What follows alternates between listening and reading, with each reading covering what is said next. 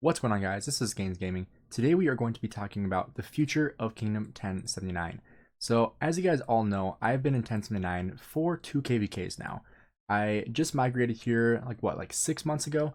It's been awesome so far. And so today I'm going to be talking about our KVK, what all went down, kind of explaining what exactly happened in this KVK, giving you guys a brief description of the KVK and exactly what is going to be happening in 1079 because we're going to have a lot of changes happening after this KVK is over. So as you can see here, we did have 6 kingdoms in this KVK. This was a Siege of Orleans KVK with the allies being 2112, 1079, and 1446 versus 1781, 2050, and last but definitely not least, 1034. And like I said, I'll kind of be detailing what exactly happened in this KVK, but if you want a long story short, 1034 is absolutely insane. This is probably the best kingdom I have ever fought in Rise of Kingdoms. They are definitely no joke, especially after the recent migration from Kingdom 1664. Their PLA alliance was absolutely phenomenal in this KVK. So long story short, that is really what took the cake in this KVK, is just the insane sheer power and just fighting ability and their power in general of 1034. You know, they were a mega imperium going into this KVK and they definitely fought like it. So long story short, 1034 definitely deserved the win here. They were by far the best kingdom in this KVK. I have nothing but respect for them. They were amazing, and I know that our leadership gets along really well with 1034. I know that 1079 and 1034, we were allies last KVK, and you know we lost that KVK as well. And in this KVK, we were obviously fighting 1034, and we got our butts kicked. They, after their migration from 1664 with PLA, they were just absolutely insanely strong. And they were strong last KVK, but you know, last KVK, they only had 1V. They were a one alliance kingdom. They were mostly focusing on OL, but then they decided they wanted to really focus on KVKs, and that's when they brought in PLA from 1664, and holy crap, they were insanely strong on the field. If you guys watched my live stream where we were fighting them in our zone 6, they were basically destroying everything in their path. They played very, very well in the zone 6 fight here. Obviously 1079 and 1034 did not have any fights until this zone and terrain. And our allies 1446 and 2112 did win both of their zones. However, if you guys did watch that live stream, you would have seen that Kingdom 1781 also had a really, really solid performance at this pass, being able to hold on to this throughout the entire zone and eventually be able to burn all of our forts that we built right here where terrain is. And that really led to the demise of this zone. We were able to hold ourselves here at these passes for a little while. You know, we did have some rallies going on this pass in particular for, you know, like 3-4 hours straight. And we were able to hold it for a while, but, you know, after we got into our downtime, we weren't able to hold it long term. And obviously we were kicked out of this zone. And ultimately after that, we really just decided that the KVK was over. We decided that we really didn't have any shot of, you know, winning KVK, and decided to, you know, retreat back into zone 4. I think the unfortunate thing of the Siege of Orleans is that there is no zone 4 invasion. And I'm sure for a lot of people in 1079, they're very happy about that because they don't have to worry about being off territory. But from the winning perspective, if I were to put myself in the shoes of 1034 and their allies, I would wish that I could go in and invade the enemy, because that's sometimes the most fun part of KVK is after you win and you go and just zero all the cities that are off territory. You have a lot of fighting. It's a lot of fun. And so that's one thing I don't love about the Siege of Orleans, and the fact that you can't raid the zone 4s. I think that's really unfortunate. I think that's a flaw in the system of this KVK format. And on top of that, I think this KVK format is honestly a little too strong for these really high power, you know, kingdoms. And the reason why is because of the auxiliary skills. And the reason why the auxiliary skills are so good is because, you know, you just have these commanders that you can put so many skills on here and they just become so overpowered. And, you know, ultimately, you know, we saw this in the first KVK, like big skill KVK with 1254, and the fact that, you know, just swarming stuff was just so overpowered. And it was the same thing here.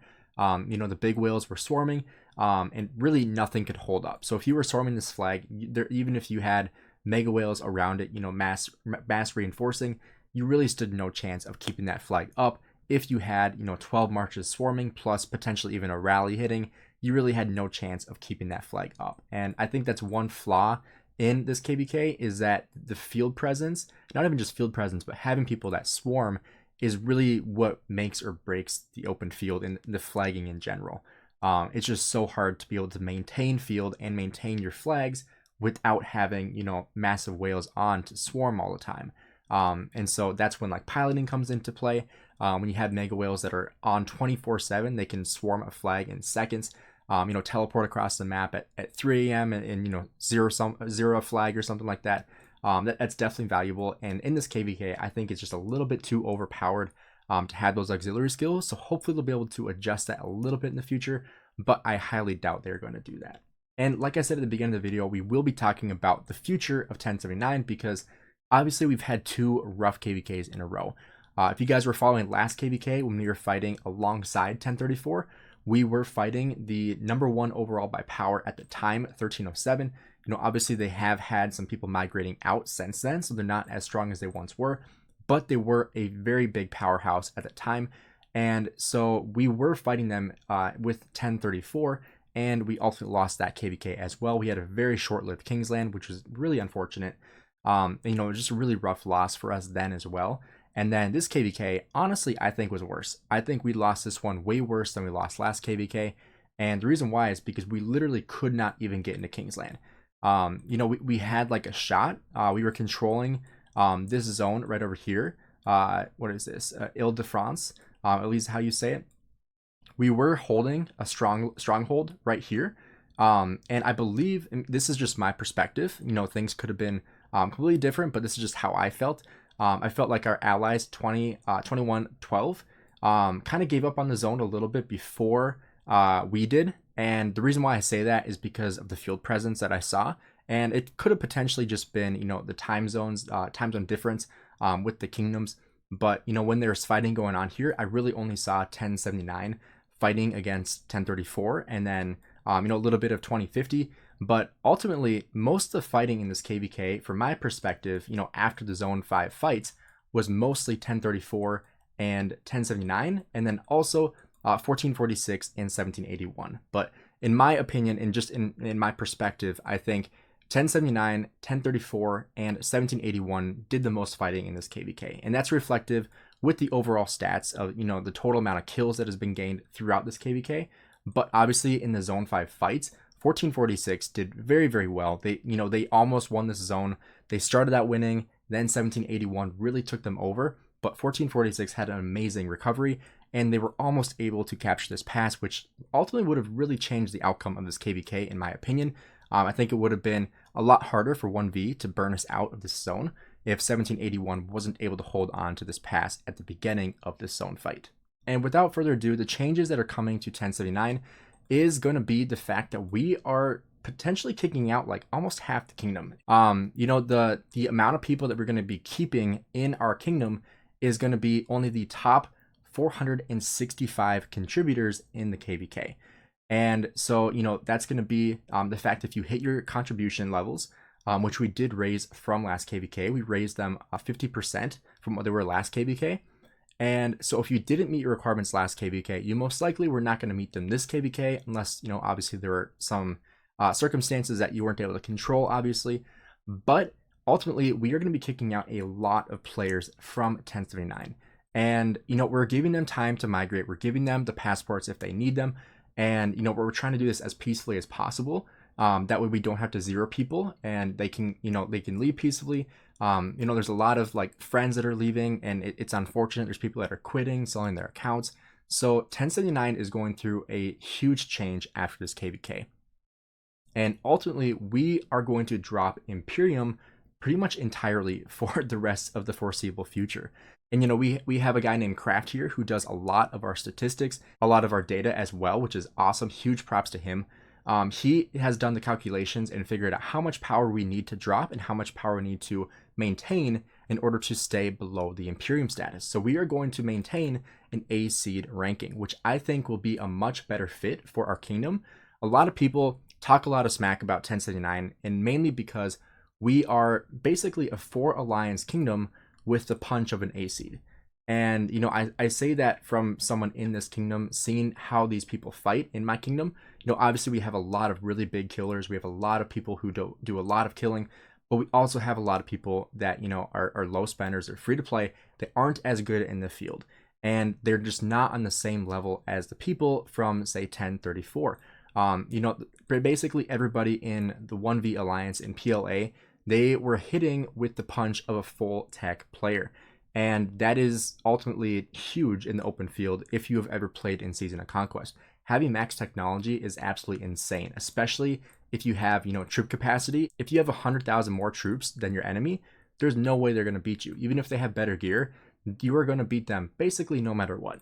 And on top of that, if you have the damage increase, if you have 7 marches, the surprise strike, like I said before with the swarming, it was just so much so much power and so much strength in the field fighting 1v and fighting PLA in 1034. And it was just really showing in the fact of how the trades were going. I'd say the average player from 1079 was probably trading like 1 to 4, 1 to 5, meaning that for every 1 kill that we got, we gave up like 5. And I like, that's how it was for me. And I have pretty decent gear. I use 4 marches in the field, and I use basically all the meta marches. And I was still trading horrible. And the only way I was able to trade positive was, after the fighting was over and we were kind of just, messing around, I was using Pakal Herald, and I was still barely trading positive. And that's really saying something, because Pakal Herald is like one of the best cheeseburger marchers in the game, and I still was barely able to trade positive against people. And this was by far the most expensive KVK I've ever had as well, both speed up wise and resource wise as well. I still have resources and speed ups available. I didn't really have to dip much into my bag, but I did drain all my farms multiple times. I used all of my resources essentially. I ran out of all my healing speed ups in the first 30 minutes of fighting. It's crazy how draining this KVK was. And I think this KVK was something we needed to be able to really take a deep look in the mirror and really decide that we are not the Imperium that we want to be right now.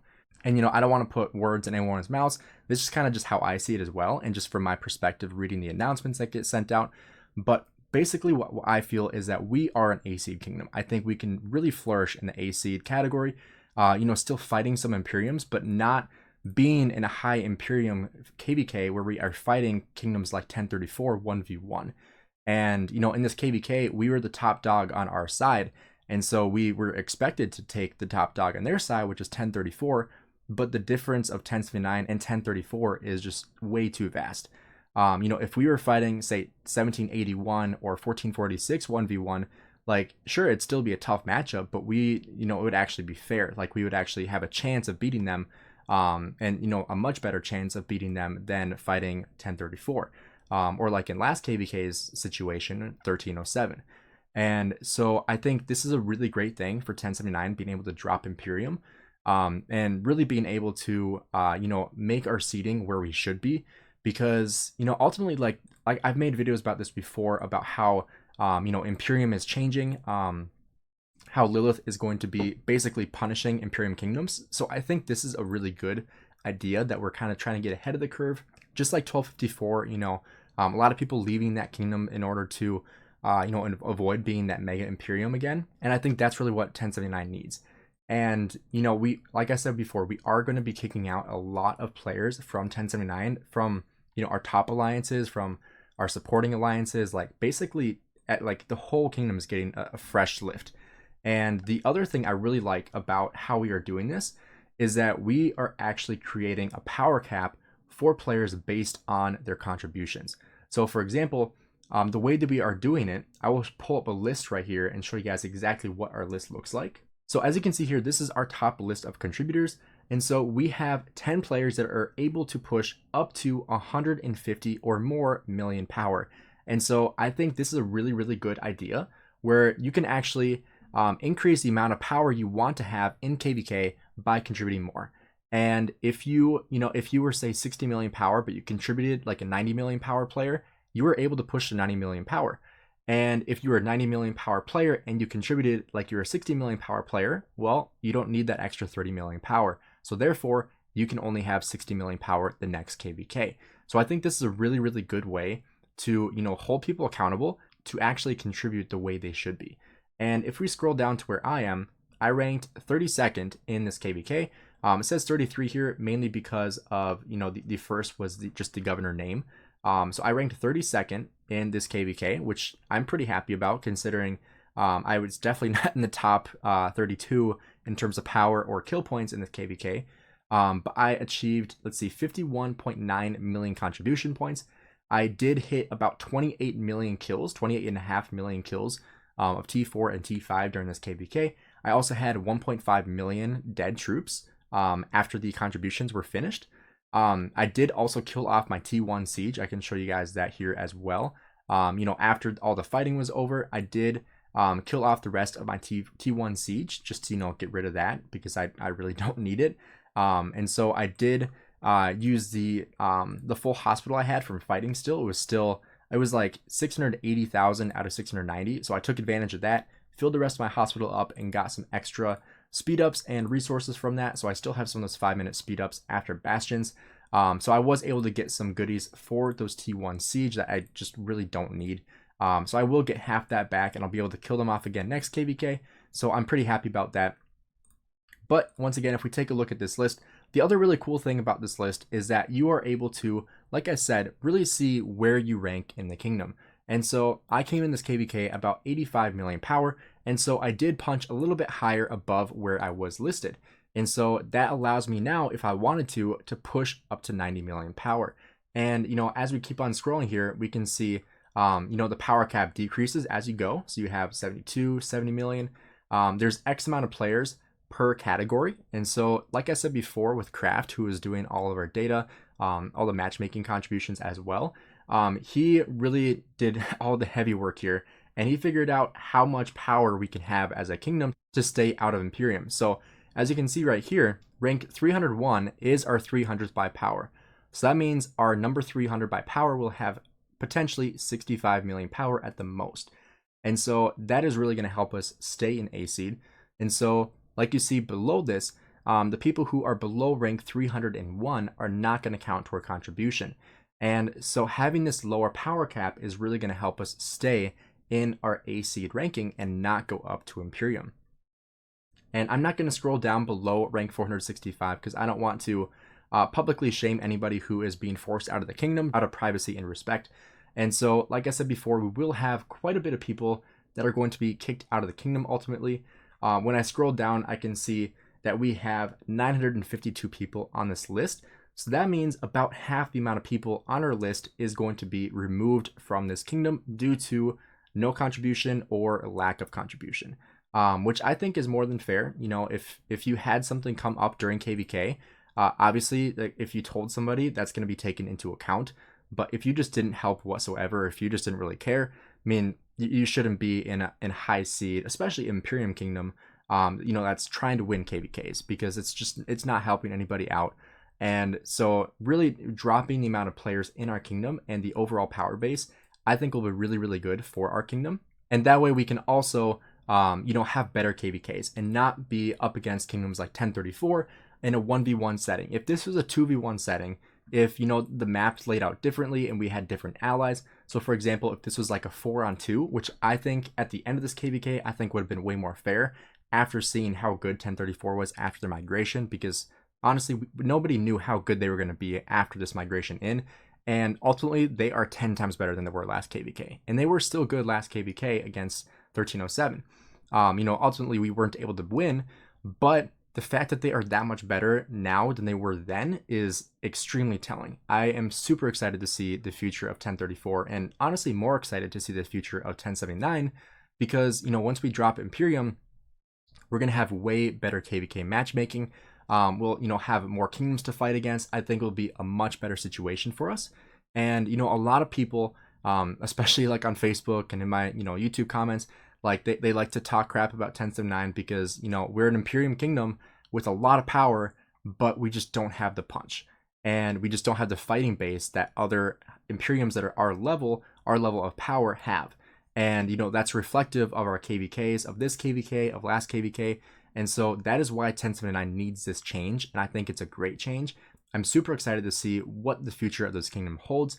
Because I'm excited to stay here. I'm excited to continue to fight for this kingdom because the people here are amazing. The leadership is great. I just think that cutting off some of the fat here, not trying to make a personal training joke, but cutting some of the fat out of this kingdom, I think will be really, really good in order to establish a better kingdom for the future and getting better migrants in as well. We'll also be eventually making a video about all my commanders that I used during this KVK and what exactly happened with the kill points and the deaths as well. If you guys are interested in that, make sure you guys are subscribed to my channel and stay tuned for my future videos, including the one with the total kills of each commander. Thanks for checking out the video, guys. Have a good one.